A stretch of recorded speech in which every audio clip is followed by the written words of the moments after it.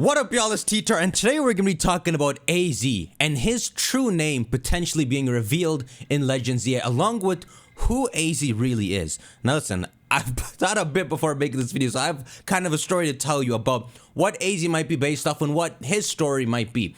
Now AZ, what they tell us in game, all they tell us is that he was the former king of Kalos, and it's left at that. That's really all we know about AZ.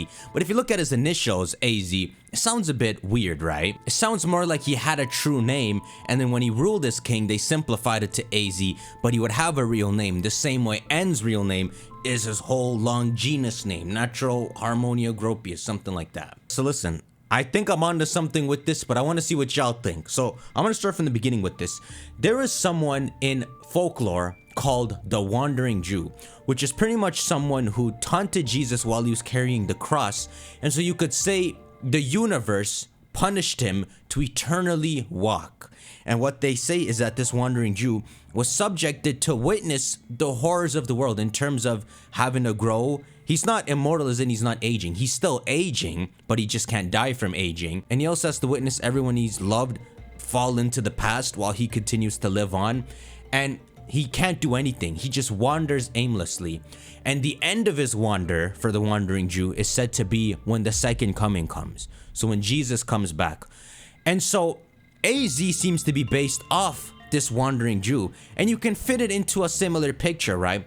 AZ kind of went against the universe, the laws of the world, life and death, when he made the ultimate weapon to not only bring Floet back, but then destroy everything. So his punishment is very similar to the Wandering Jew, where he's filled with this regret, and Floet also leaves him, and he's just wandering for 3,000 years, and the second coming he's waiting for is he's trying to look for his Floet. And that's what happens at the end of X and Y, right? The second coming is essentially him finally finding his Floet. So here's the theory here, that AZ is the Wandering Jew figure. And once you get into what this Wandering Jew is, you can explore this a lot more. So here's what's cool about this, right? The Wandering Jew is not actually mentioned in the Bible. It is a folklore that's added on. It's like the grapevine talk.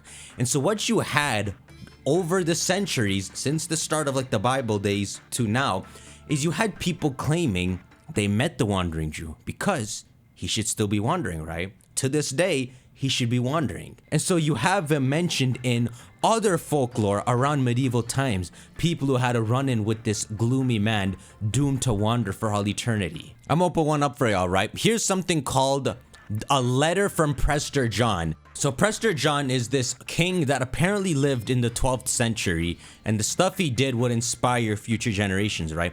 He writes in a letter here that he had a run-in with the Wandering Jew. Okay, it's a long letter, so skip that. Another person who had a run-in was in the 14th century. It's the travels of Sir John Mandeville. So this is a story about the travels of Sir John Mandeville as he goes to these various different holy lands and all, and he mentions having encounters with this Wandering Jew figure who, while talking to him, he can tell he's been a witness to many events in history from centuries ago, which is what AZ would be witness to, right? I talked in a previous video how when Primal Kyogre and Primal Groudon were fighting 1,000 years ago, and by some luck Rayquaza came down in its mega form and stopped them, AZ was on a cliff nearby watching. This is confirmed. This is in the game. He was to us, that's an ancient event. We can't even imagine the scope of 1,000 years ago.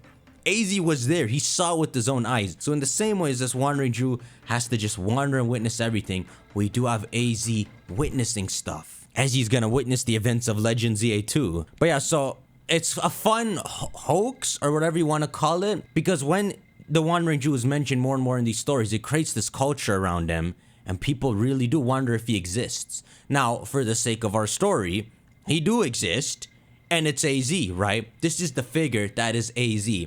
Now, here's what's cool. While the Wandering Jew isn't mentioned in the Bible, so you have to get this folklore to really tell that side of the story, there is a figure in the Bible that's often overlapped with the Wandering Jew, okay? And I'm gonna tell you the name here. It's Azurus. I guess I might have told you the title of this video early.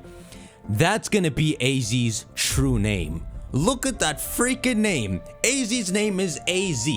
The figure closest to representing the Wandering Jew, his name is Azurus. Not only do you say AZ while you're saying that name, but spelled out, it ends with an S, but it sounds like it starts and ends with a Z, effectively, especially if they were to change that pronunciation or make a spin on it for a Pokemon universe name. Azurus. That's the name of AZ. So back then, maybe they called him King Azurus, which we'll touch back on, but then simplify just King AZ. Also, it's probably better said as Azurus, but it just comes off my tongue as Azurus. Azurus does sound like what it would be called in Japanese, while Azurus is when they say it in English.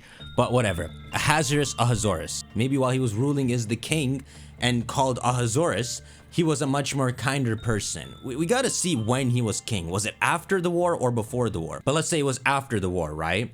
So his true name would be something like King Azurus. But then as he feels regret and all, especially since as the war ends, he immediately loses AZ, right? So if AZ became the king after the war, he already became the Wandering Jew figure. He already became the person who's started his torment. So maybe the name Azurus doesn't get passed down as much, and it becomes like an alternate persona to AZ, where it was his kinder times before he made the big mistake. But yeah, so that's one of two explanations I can give. And what I'm trying to give an explanation to is because Lysander says that this dude shares the same name as the king back then. So that's why it sounds like the name that was put forward is that ancient king was called King AZ. But another explanation is that maybe Lysander knows his name is Azurus, and that's why he says he shares the name. Even though he just calls him AZ, he knows the real name. And so that would simplify it a bit more, that was the single name that was passed down, and AZ's kind of just like a nickname. But I always love this stuff, right, where you get a short version of a character's name or just an abbreviated name, and one day you finally get to hear the whole name. Now again, Azurus is spelled all crazy. Pokemon can simplify it and replace all these S's with Z's. It looks like a bat. King Azurus sounds freaking badass. Alright, now we get to part 2 of this. So, I mentioned Azurus is mentioned as a figure in the Bible, right? He appears in the Hebrew Bible in something called the Book of Esther. And what he really is a Persian king, which adds a second layer to this idea of him taunting Jesus, right? He wasn't even Jewish to start with, not to get into anything. But then why do they call him the Wandering Jew, you might ask?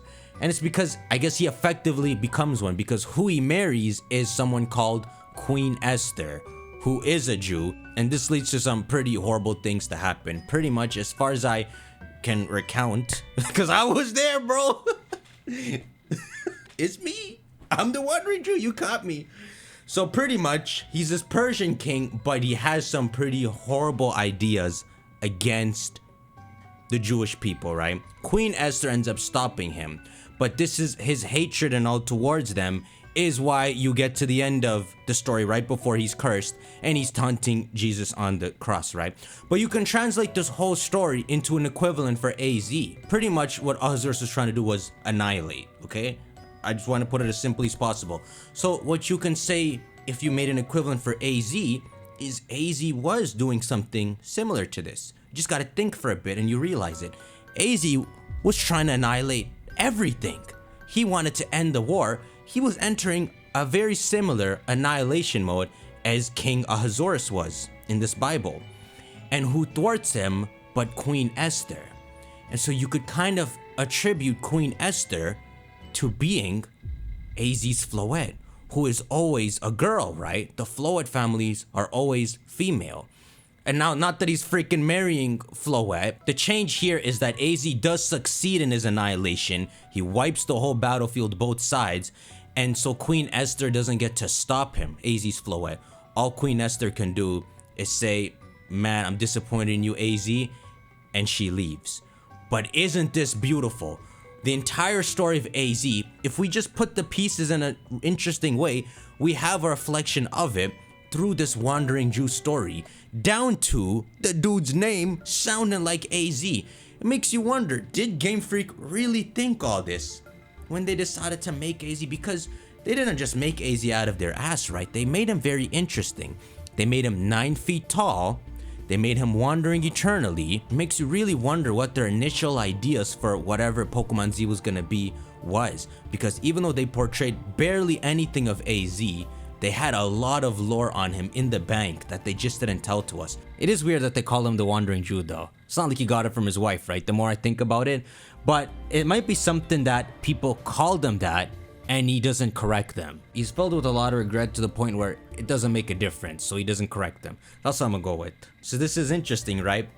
AZ would be this king that's not even from Kalos. He would be from some unnamed Persian region. And so what you could have in a later Pokemon game, Gen 10 or whatever, it's the Persian region. We met him in Kalos and we might meet him in Legends EA, but this would be a region that could have a focus on him again, and we can meet him in a third Pokemon game, one closer to home for him. It's crazy, right?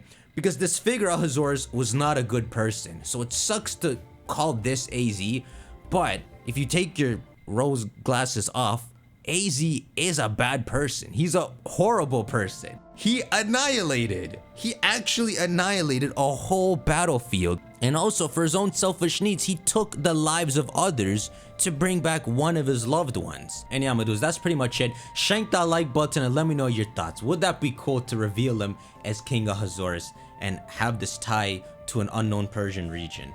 I think some of this stuff might be revealed in Legends EA. His name, the kind of king he was, the things he's witnessed over the centuries, and the truth to Mega Evolution. But yeah, we'll talk about that next time. I'll see you on the next one. Take care.